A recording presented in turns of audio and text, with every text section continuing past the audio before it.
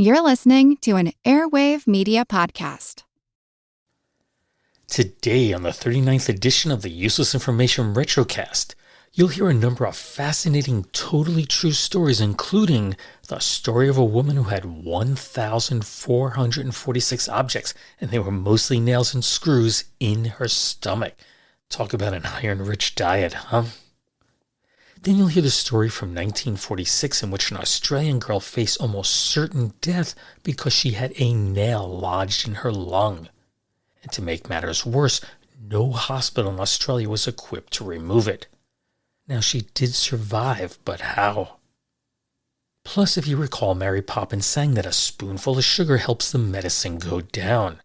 What she didn't mention was that you weren't supposed to swallow the spoons with the medicine. Imagine the shock of doctors when an x-ray revealed that a woman had swallowed 48 teaspoons. Well, if you're sensing a common theme here, you are absolutely correct. All of today's stories involve unusual things that were found inside someone's body. Well, all those stories, the question of the day, today's retro sponsor, and so much more that coming up next on the Retrocast. I am Steve Silverman, and this is the Useless Information Podcast. Useless information. Happy New Year, everyone, and welcome to the start of the 19th year of the Useless Information Podcast. I have to say, when I first started recording this back in December of 2007, I had no idea it would last this long. I thought maybe a year or two at best. Anyway, today I have what I think is a particularly intriguing retrocast for you. Every single story you're about to hear, that's both the 3 longer pieces I researched and wrote, along with the 5 shorter footnote stories, they share a common theme. That is that each involves something unusual that was discovered inside the human body. We'll begin with our first story, reported by the St. Joseph News Press, which is in St. Joseph, Missouri, on September 15th of 1910. It recounts the death of 31-year-old Sally Roper, who had passed away a few days earlier at the State Hospital for the Insane, reportedly from kidney trouble. She had been admitted to the hospital on July 24th of 1903, which, if you're doing the math, means she was there for 7 years. Well, under normal circumstances, Sally's death might have merited little more than a brief mention in the obituary column, if even that. Instead, the story appeared on page 2 under the startling headline, "Human Ostriches Outdone by Negress." Of course, it's important to note that the reference to her race had absolutely nothing to do with the story. It just merely reflects the racial prejudices that were common in newspapers of that era. But what did matter and what drew such attention was what doctors discovered during the autopsy. You ready for this? Inside her body, they found 452 nails arranged in length from 1 1/4 to 4 inches. That's 3.2 to 10.2 centimeters. And while the bulk of them were shorter nails, 50 of them were over 3 inches or 7.6 centimeters in length. I'm not even sure how you swallow something that long. But that wasn't it. There were also 42 screws, 9 bolts, 3 pieces of steel that measured 2 3/4 inches or 7 centimeters in length. Let's keep going. I am nowhere near done. There were 7 broken coat hooks that measured around 2 inches or 5 centimeters in length. How about a 3.5 inch or 8.9 centimeter long nail file? Then there was a 3 inch or 7.6 centimeter long Rambler automobile nameplate. They also found 5 teaspoon handles, 5 thimbles, 3 salt shaker tops, 19 hooks and eyes, 105 safety pins, 115 hairpins, 52 carpet tacks, 136 common pins, 37 needles, a 4-foot or 1.2 meter length string of beads, plus 85 small stones and pieces of glass. And the list just keeps going on from there. When totaled up, they removed 1,446 objects from her stomach. Now, a couple of these were easily explained. First, the 5 teaspoon handles, they belonged to the nurses. What they would do is they'd break off the bowl of the old spoons, and then they'd bend the handle to make a makeshift keyring. And then there was a case of a hospital attendant who lost an aluminum disc that was stamped the MKR Shoe Company, Farmington, Missouri. Now that disc as well as the beads and stones were found to be fully intact, but the same couldn't be said about the things that were made of iron, the nails, the screws, and so on, and that's because the corrosive nature of her stomach acids had eaten away at them. Hospital staff Dr. A.H. Vandervert told the press, "We never knew that the woman had a mania of this sort. It actually helped clean some of the wards and often brought to the attendants pins and nails she had picked up off the floors, so she didn't eat all the hardware she came across."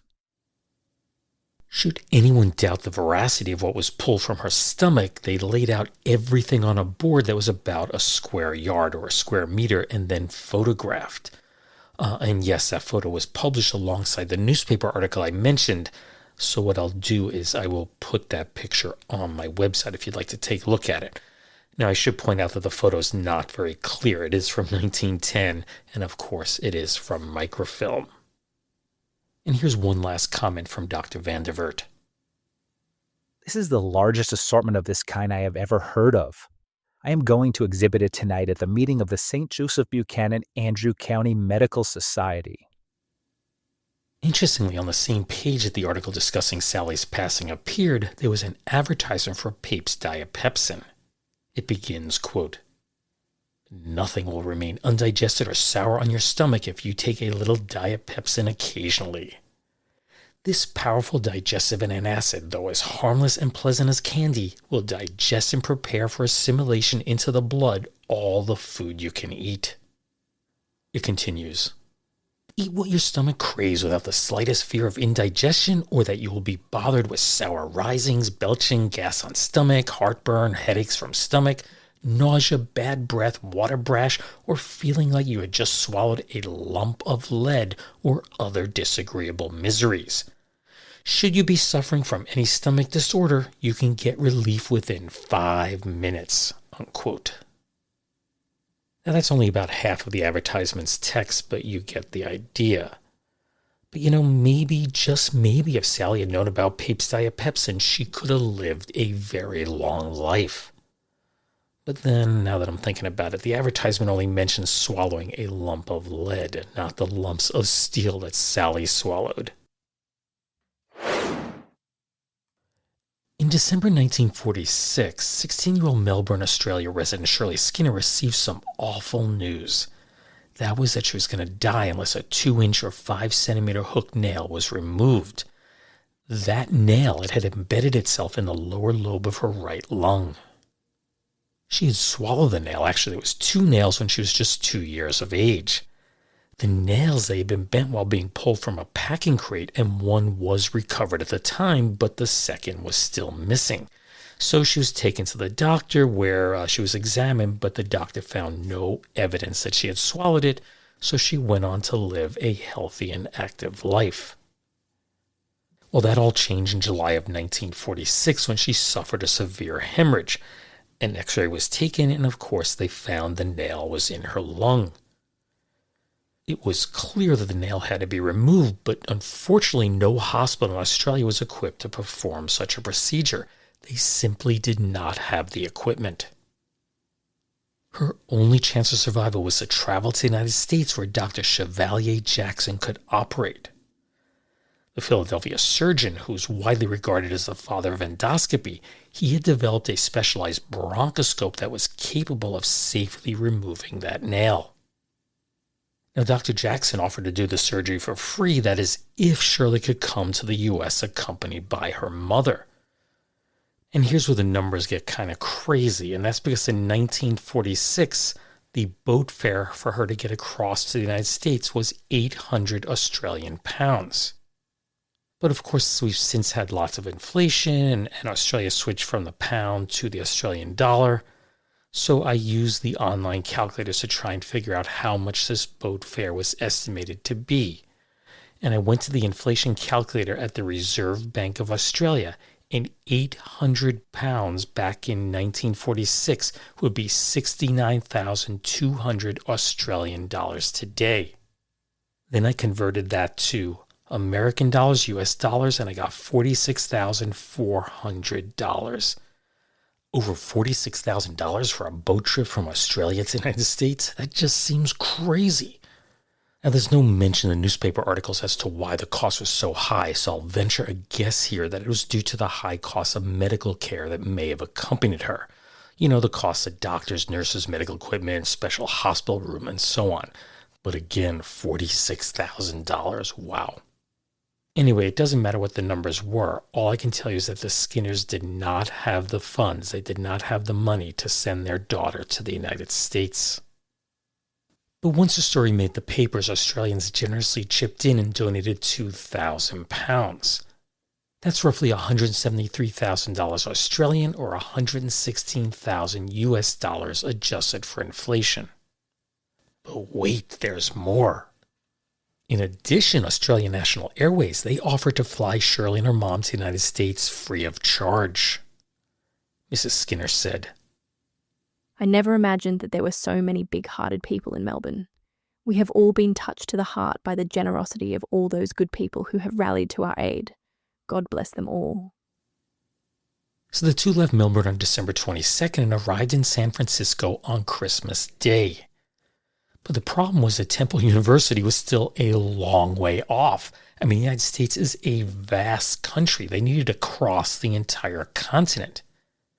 But this posed another problem, and that's because crossing the Rocky Mountains was to be done by military aircraft, and that would normally require pressurized oxygen at such a high altitude, but doctors feared that could be dangerous in her condition. So on their advice, flying was ruled out and Shirley was forced to cross the country by train, departing San Francisco on December 27th.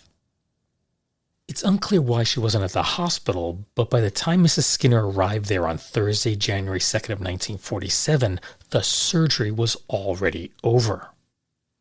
Now, my hunch is that Shirley had stayed in the hospital overnight while her mother went back to the hotel, not realizing that the surgery was scheduled to take place. Anyway, it was successful, and the doctors felt she'd need about 10 days to recover, after which, of course, Shirley and her mother could begin their journey back home. It would take longer than planned. Those 10 days, they became 6 weeks. But Dr. Jackson did give one final examination, and after concluding that her lungs were performing normally, he discharged Shirley on February 18th of 1947. I'll just add that shortly after the surgery was completed, Shirley asked if she could take the nail back with her as a souvenir, but that request was denied. That's because every object that Dr. Jackson ever removed, they were carefully cataloged and stored away for future reference. And believe it or not, you can still refer to those objects to this day. And that's because this entire collection of swallowed or inhaled objects, there are 2,374 of them in all, they are housed at the Mutter Museum in Philadelphia.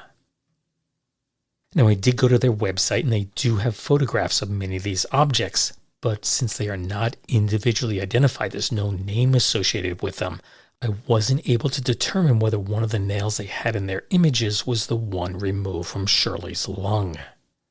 But that nail, whether it's visible on their website or not, is almost certainly still in their collection. For Christmas this year, we had a small gathering, and that included my niece Sierra, who lives out in Denver and works for the American Alpine Club. Anyway, after dinner, Sierra thanked me for helping her to do some research on an article that she recently wrote for their guidebook, and it was titled "Four Mothers, the Story Behind the Four Women Who Helped Found the American Alpine Club." Now, the title's kind of self-explanatory. These really were four women who were instrumental in the founding of the club, and they were basically mountain climbers and Arctic explorers in the late 1800s, and they came together along with others to put the club together. Now, I am here to tell you this is the greatest piece of nonfiction ever written. Okay, maybe as her uncle, I'm a little bit biased here. But if you are curious, what I'll do is I will place a story in my show notes and on the website. So if you want to check it out, I encourage you to do so. It is an interesting story. Anyway, joking aside, I have to tell you, my contributions, they were minimal. I'm not even sure exactly what I did. But we did get into a discussion of just how difficult it is to research the lives of women from the past. And the main reason for this is actually quite simple, is that once a woman married, she often lost her individuality. I'll just give you some examples. A letter, it may be addressed to Mr. and Mrs. John Doe. It would never be to John and Jane Doe or Jane and John Doe. If you read a newspaper article, whether the husband had anything to do with it or not, the story would simply refer to the woman as Mrs. John Doe. So as you can see, doing research becomes very difficult. I bring this up because the same issue appeared in the story that I'm about to tell you.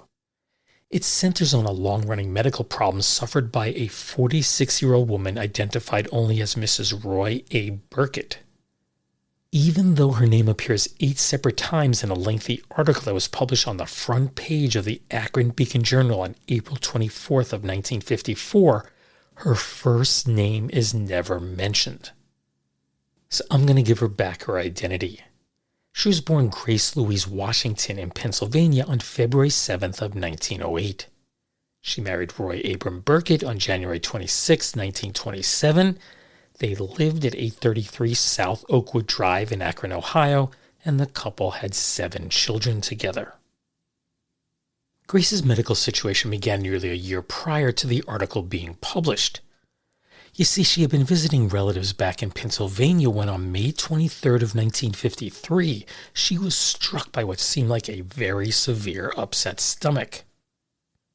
So she immediately sought medical advice, but the doctors were puzzled by her condition, and they treated her with penicillin and other medications, but nothing seemed to work. They even ruled out the possibilities of appendicitis or a ruptured gallbladder. And after a month of no solution, she returned back home to Akron, but she was still suffering. It was only after she visited the Green Cross Hospital and x-rays were taken that the real culprit was revealed.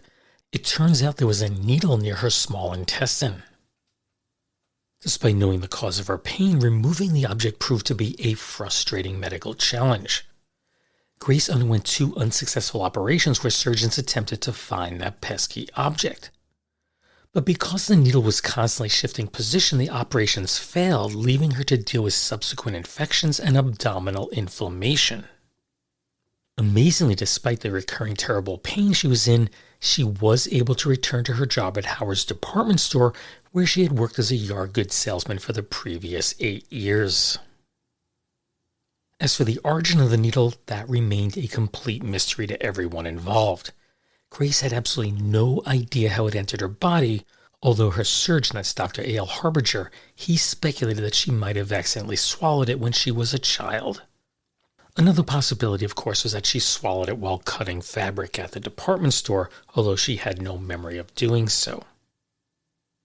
Searching for a solution, Dr. Harbinger recalled reading about a specialized device called the Berman Metal Locator.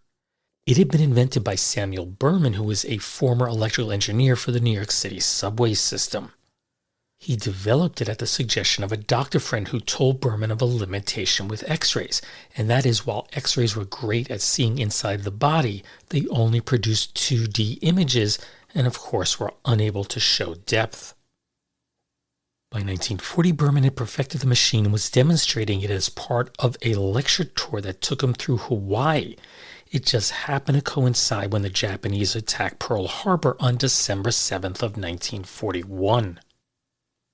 His invention, it was immediately put into use and it proved so effective that the U.S. military adopted it widely throughout the entire war. Which brings us back to Grace Burkett's problem, that needle that's inside her body. Dr. Harbinger reached out to Berman and he agreed to fly from New York City to Akron to see if his machine could be of assistance. Upon his arrival, Berman was driven directly from the airplane to the hospital with his machine, which was roughly the size of an overnight bag. The patient was prepared with local anesthetic and the medical team gathered to watch the engineer at work. But unlike the silence of a typical surgery, the procedure, it would be guided by the unique sounds of Berman's wand as he moved it over the body. And that wand was a 12-inch or about 30-centimeter long stylus that was connected to a larger box. The heart of the device relied on a delicate system of windings and transformers that set up a magnetic field. Think of it as kind of a sophisticated metal detector. Anyway, as Berman passed the wand over Grace Burkett's body, The presence of the metal needle disturbed the field, and that sent a signal to an amplifier. The machine would then emit a rising tone as the stylus moved closer to the metal, and by measuring the movement of the stylus on the surface, Berman could tell the surgeon exactly how deep the needle was embedded. So guided by Berman's precise directions, Dr. Harbinger made a new incision, and in just a few minutes the surgeon was able to pluck out the needle that had evaded him for nearly a year.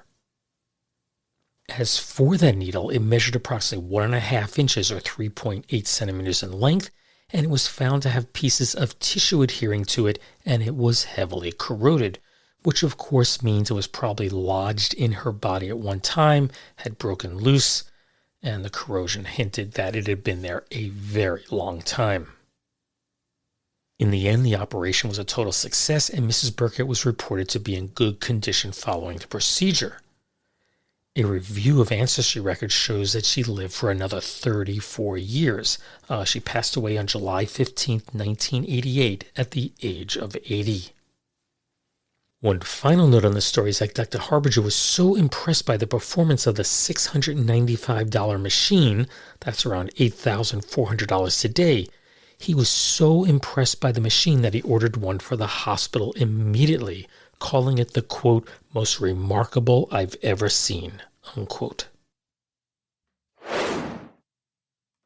In the early 1990s, I chaperoned a school trip to Italy, and of course I wanted to take a lot of photos so I could remember all the places we had visited. Now at the time I was using a Minolta Maxim 7000, which was one of the first autofocus cameras ever marketed, and I have to tell you it was a terrific camera, but it had one major drawback, and that was that it was large and bulky and not exactly ideal for travel.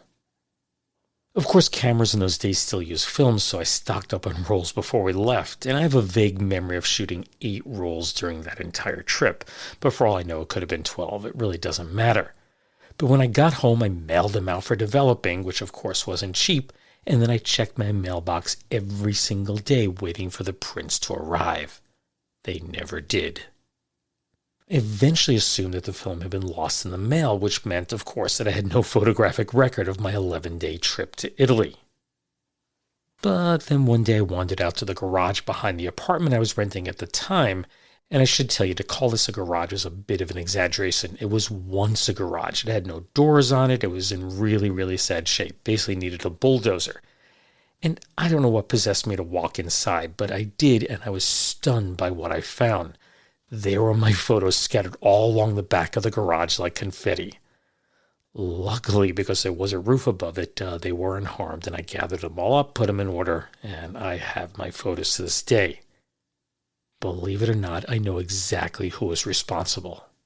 You see, there were 2 teenage boys that lived next door, and they were always in trouble, not just in school, but outside of school also, always stealing things, breaking things, just being really rotten kids.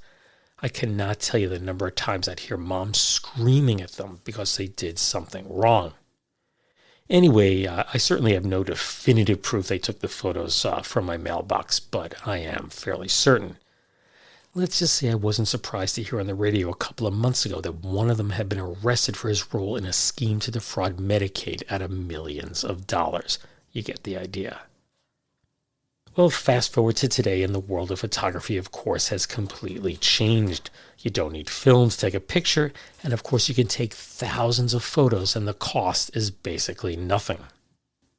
Which, I hate to think about it, means that I am in thousands of photos out there. Not because I purposely am in them, but I was walking through the back of someone else's shot. Who knows how many times I'm photographed when I go in stores, or I'm driving down the road, and so on. And my guess is you're probably in the same boat. But of course, if we go back to the 1800s when photography was first introduced, it was rare to have your photo taken. It was simply too costly. If a photograph did exist, it was probably for some sort of special occasion, a wedding, a major holiday, or whatever. So that leads me to a very simple question. Who is believed to be the most photographed person of the 19th century? Well, stick around for a bit and I'll let you know the answer at the end of this podcast. Before we call in Wally an audience, we ought to have our little word here for Columbia Stereophonic High Fidelity Phonographs. I'd like you now to hear my announcer, Bob Elliott. Thank you very much, old redhead. You know, there's a marvelous selection of 7 new portable models in smart new color combinations at your Columbia phonograph He's doing the dealer. best he can. Each Not a one professional is a announcer. masterpiece of design and beauty. And more quality, more features, more styling have been built into these sturdy portables than ever before. Well, if you had loose bridge work, you couldn't do Can much you do better. any better, sir? Do you want to come up here and Yes, try? I think I can do a lot better. All right, I come don't have on. loose bridge work either. Come on, I don't care. If you want to do it, go ahead. I left off right there. Where? Regular records take on new beauty, too. When played on handsome Columbia portables. Where's that? Right there. Oh. Regular records take on New beauty, too. new beauty, too, when played on Handsome Columbia. Portables, No, it's you'll one be amazed. on handsome Columbia On portables. Handsome Columbia portables. You'll You'll be be amazed at the big console sound that is reproduced by Columbia Portable. Stereophonic. No. Columbia Portable Stereophonic High Fidelity Phonograph. You'll thrill to the excitement of Stereo One. By Columbia, #1 in the wonderful world of sound. And No, you see, you're Columbia. breaking it up in the wrong places. You have to run these phrases together, or I it guess doesn't loose make bridge sense. work isn't everything. So I I better guess go so. sit down. I All guess right. I showed him. All right. And Columbia Portables are economical, too. Prices start as low as $24.95. See them and hear them today at your Columbia phonograph dealer. Your Columbia phonograph dealer. Okay, Bob, now then, to Idlewild Airport and Bob and Ray remote broadcaster, Wally Ballou. That commercial for Columbia Portable Stereophonics high-fidelity phonographs is from the July 23, 1959 broadcast of the Bob and Ray Show, which was transmitted nationwide on the CBS radio network. The show, which ran 15 minutes in length, starred Bob Elliott and Ray Goulding. And the roots of their show can be traced back to the 1940s. That's when Bob was a disc jockey and Ray a newscaster at Boston's WHDH radio station. And as each one was live on the air, the other one would come in and, kind of crash the party, and their informal banter proved very popular with the listening audience. So in 1946, the station gave them their own weekday show that was titled Matinee with Bob and Ray. Now, it was originally a 15-minute show, but they soon expanded it to a half hour, and it was on every day of the week except Sunday.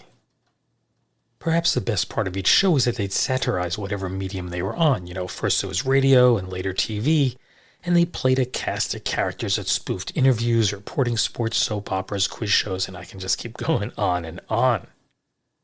Now, the networks they were carried on changed over the years, but the two somehow managed to continue broadcasting for over 4 decades, the last being on NPR, and that stint ended in 1987. Just a couple of things to note, and that is first, at the end of the commercial, Bob and Ray were about to launch into a spoof that took place at Idlewild Airport. Now, most people today don't know where Idlewild is, and that's because it was renamed the John F. Kennedy International Airport, JFK, on December 24th of 1963. That was just 1 month after President Kennedy's assassination. The other thing that I wanted to note was that the cost of the phonograph started at $29.95 in 1959. Adjusting for inflation, that's around $330 today for a portable phonograph. As for the Columbia Phonograph Company, it got its start on January 15th of 1889 in the District of Columbia, aka Washington, D.C., and of course that's where the Columbia name comes from. Initially, it had a local monopoly on Edison phonographs and wax cylinders, but for whatever reason in 1894, the two companies severed ties. After this, Columbia strictly stuck to manufacturing its own records and phonographs, but the company went into receivership in 1922 and was then acquired by its UK subsidiary, which was Columbia Graphophone Company, in 1925. Now, there are a lot more ups and downs about the company, so I'm just going to give a few more highlights here. In 1927, it co-founded the Columbia Broadcasting System Radio Network, which we know as CBS today, but for whatever reason, they soon cashed out. Then the 1929 stock market crash led to a near collapse of the entire recording industry.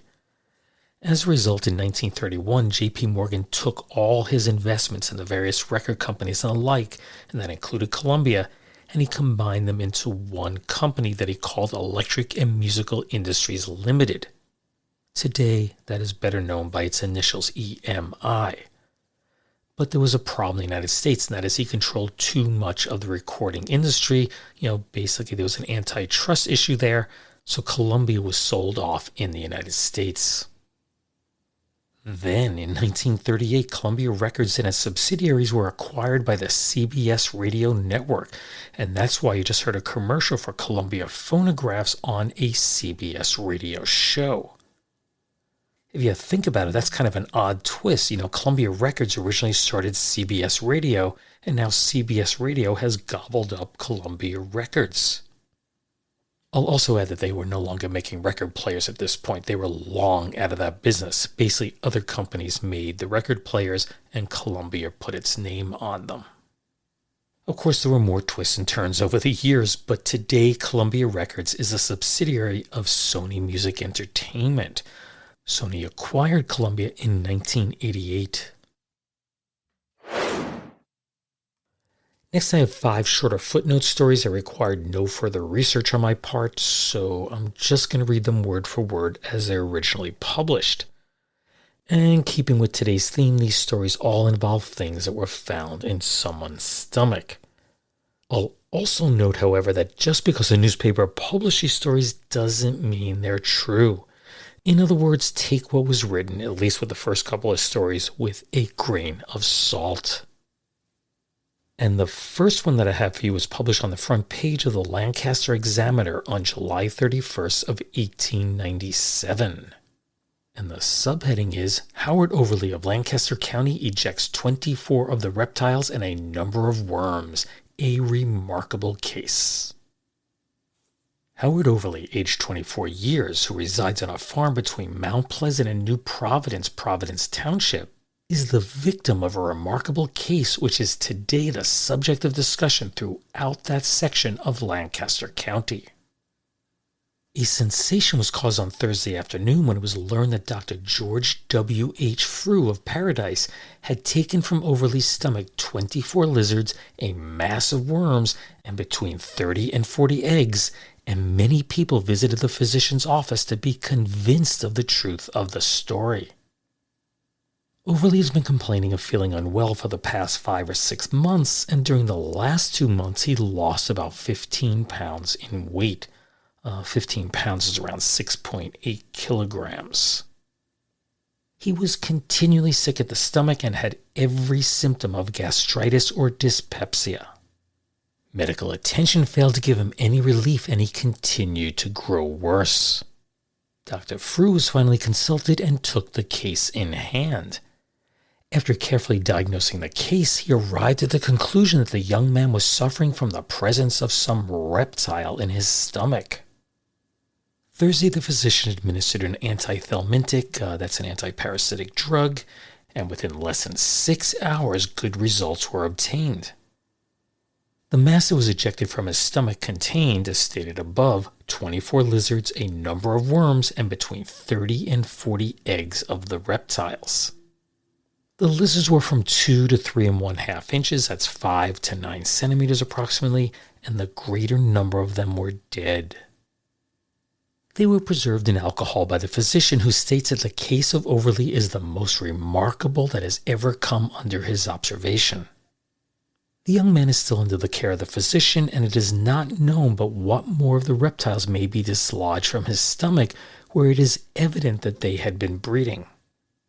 It has for years been a common practice of Overley to visit a large spring on the farm and drink from it by lying on his stomach on the ground, and it is believed that in this way he swallowed spawn of the lizards.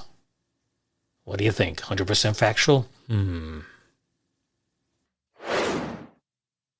if you question that last story, you're probably going to question this one also.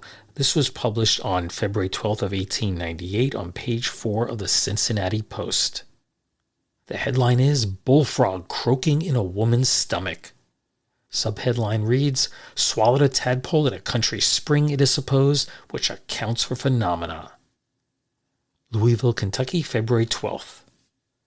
According to a diagnosis made by Dr. Cutting, Mrs. N. Reinhardt of 828 East Walnut Street, who has been suffering for months with supposed stomach trouble, has a full-grown bullfrog in her stomach. The animal can be heard croaking. Mrs. Reinhardt says that when it gets hungry, it scratches her so that she must eat. She is in very poor health as the result. She is supposed to have swallowed a tadpole while drinking spring water in the country. Our third story doesn't involve animals in someone's stomach. This appeared on the front page of the San Francisco News on October 12th of 1933. The headline reads, "Surgeon finds 48 teaspoons in stomach with an exclamation point. Bolt nut screw needle also removed from woman patient," by United Press, Central Islip, New York, October 12th. A successful operation in which 48 teaspoons and 6 other foreign particles were removed from a woman's stomach was revealed today. The patient was an inmate of the Central Islip Hospital for the Insane. The woman complained of severe stomach pain several days ago. An x-ray was taken showing the spoons neatly stacked in the stomach. 2 bolts with nuts, a large screw, a needle, a pencil, and a piece of glass also were observed. The operation was performed by Dr. E. Raymond Hildreth, Bayshore, Long Island surgeon. He assured doubtful inquirers that all 54 articles were removed. It was understood he would prepare an illustrated report of the case for the American Medical Journal. Hospital authorities declined to reveal the identity of the woman, but said she was progressing nicely. They believe she had swallowed the articles over an extended time. The spoons were from the hospital dining room, and the other articles presumably were picked up in the hospital yard. Next, we have a story that appeared on page 25 of the New York Daily News on March 30th of 1934. The banner on this one reads, "Woman's stomach yields 1,203 pieces of hardware." From the stomach of Miss Mabel Wolfe, 40 of 476 Eastern Parkway, Brooklyn, a surgeon at Kings County Hospital removed nuts, screws, pins and bolts, pieces of glass, coils of wire, and 1 teacup handle, in all 1,203 pieces of hardware. Quote, "I guess I did it to be funny," unquote. Miss Wolfe said at the hospital yesterday, where she is convalescing on a more orthodox diet. "All of the hardware was swallowed in 1 week 5 years ago," Miss Wolfe said. But why or under what circumstances she refused to explain. Quote, "I want to go home now and forget," unquote, she said. Miss Wolfe said she had suffered recurrent pains ever since, but had taken patent medicines until a week ago when the pain became so acute that she called a doctor. An x-ray solved the cause, which she had forgotten. The name of the surgeon who performed the operation last Saturday was not divulged, but the case is under the general supervision of Dr. Lee Lieberman. Which begs the question, how do you forget swallowing all that metal? And finally, we have a story that appeared on the front page of The State, that's in Columbia, South Carolina, on February 4th of 1950. The headline is, "Mechanical Pencils Removed from Stomach of Tot." Greensboro, North Carolina, February 3rd, Associated Press. Surgeons today removed a 5-inch, that's 12.7 centimeter mechanical pencil from the stomach of 18-month-old Earl Hall. The pencil had lodged crosswise and pierced the wall of the stomach, they said. The child was given an excellent chance of recovering. The pencil, a Christmas gift to Earl's father, Doc Hall of Greensboro, disappeared 2 weeks ago. This morning, Earl awoke doubled up and crying. Mrs. Hall took him to a hospital where x-rays revealed the pencil. She said that the child had vomited about 10 days ago, but she did not think it was anything serious because he had been sick often in the past year. So earlier in the podcast, I asked you to consider who might have been the most photographed person of the 19th century. Did you come up with an answer? Well, it's widely believed that the distinction belongs to Queen Victoria. After Louis Daguerre introduced the first practical form of photography, the daguerreotype in 1839, Queen Victoria and Prince Albert quickly became enthusiastic supporters of the new medium. And not only did they help finance photographic exhibitions, but they also sat for the camera many, many times themselves. There is some debate about when the very first photograph of Queen Victoria was taken. One image is thought to date between 1840 and 1841, but another well-known photograph showing her with her daughter, who's also named Victoria, was taken sometime between 1844 and 1845. Of course, given her reign of more than 63 years, which ended with her death in 1901, there was ample opportunity for her likeness to be captured. And while no exact number exists, historians estimate there may be thousands, if not tens of thousands of photographs of Queen Victoria. As to how many of those are originals and how many are duplicates, I really can't say. And just to add a footnote to this is that in the United States, the most photographed man of the 19th century was, do you know? Frederick Douglass. Approximately 160 surviving photographs of him are known today. Before I sign off, I just want to remind you that I'll be giving a talk at the Clifton Park Half Moon Library on Monday, January 26 at 6 in the evening. That lecture, in which I'll be sharing a few of my favorite stories from this podcast, is open to the public and completely free. No charge at all. In fact, you don't have to register even. You just show up, head upstairs to the lecture space, and there I'll be. I'd say the only reason I don't show up is if I'm really, really ill or there's a bad snowstorm. I do also have 2 more talks scheduled for Hudson Valley Community College coming up. The first is on Friday, March 27th at 9:30 in the morning, and the second is on Wednesday, April 29th at 1 in the afternoon. Now, they do charge for those. It's $15 for each course, and sign-up begins at 8 a.m. on January 21st. That's coming up soon. Now, if you're interested in any of those talks, what I'll do is I'll place links to both the Clifton Park Library and the Hudson Valley lectures in the show notes. The Useless Information Podcast is proud to be part of the Airwave Media Podcast Network, so be sure to visit airwavemedia.com to explore their ever-growing collection of some of the very, very best podcasts out there. Anyway, thanks for listening, and take care, everyone. Bye.